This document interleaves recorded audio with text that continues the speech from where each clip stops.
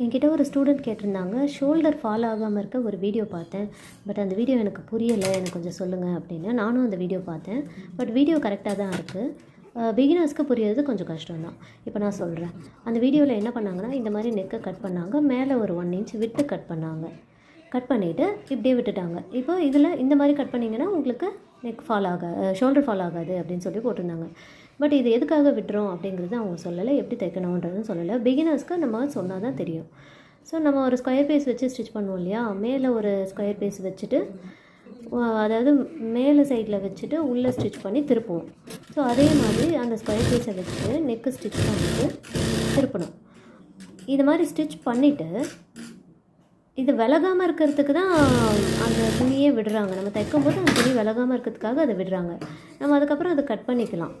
So அதை cut பண்ணாமல் விட்டால் நம்மளால் தைக்க முடியாது. நம்ம இது மாதிரி கட் பண்ணிக்கலாம்.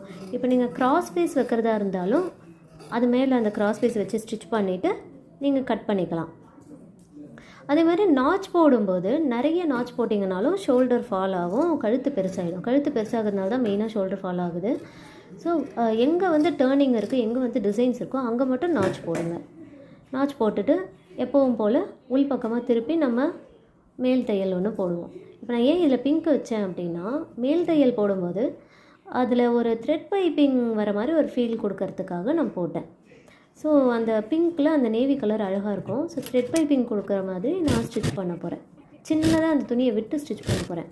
இந்த டேர்னிங்லாம் வரும்போது இந்த ஃபூட்டரை எடுத்து கரெக்டாக வச்சு ஸ்டிச் பண்ணுங்கள். இழுக்காமல் ஸ்டிச் பண்ணுங்கள். கண்டிப்பாக உங்களுக்கு நெக்கும் விலகாது, ஷோல்டரும் ஃபால் ஆகாது. இந்த கிராஸ் பீஸ் வந்து இந்த மடித்து தைச்சிக்கோங்க. சப்போஸ் இது லைனிங்னா இந்த கிராஸ் பீஸ் தான் லைனிங்காக இருக்கும். இந்த ஸ்ட்ரெயிட் பீஸ் இருக்கு இல்லையா, இது வந்து லைனிங்காக இருக்கும். அப்படியே திருப்பி தைச்சிட்டு கார்னர்லாம் நீங்கள் ஸ்டிச் போட்டு நீங்கள் அப்படியே ஷோல்டர் அட்டாச் பண்ணலாம்.